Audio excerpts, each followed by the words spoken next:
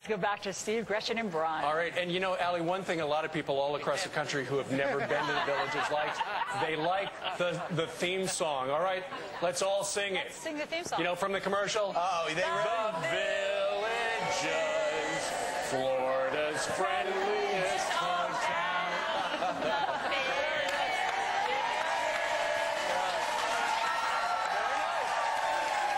What did we find out last night? The Villages started 9 trailer homes.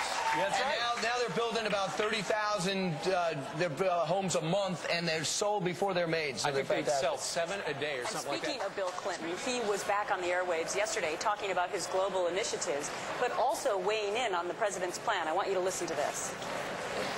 I think that it's a very good program that he outlined, and I think if the Congress seriously takes him up on it and they start trying to work through it and get anything approaching the amount of activity that was recommended, they can put about 2% more on the GDP growth of the coming year, and they can drop unemployment by somewhere between 1 to 2 million. Mr. President, taking that... Or they can create 1 to 2 million jobs. So what do you make of that? It was a little bit hard to hear him, but I got the gist of it.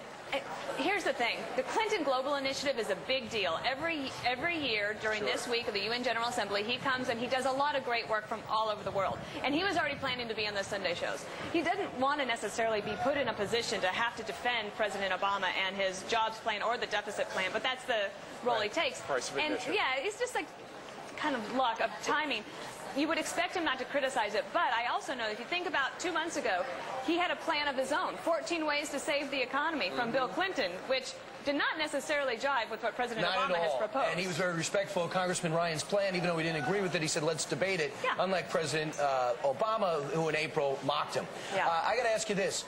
Bill Clinton and the book. Ron Suskind writes this book, and one of the things Larry Summers is recorded as saying is this wouldn't have happened, and I'm paraphrasing, wouldn't have happened, this economic mess we're in, if Bill Clinton was there, because there were no adults in the room.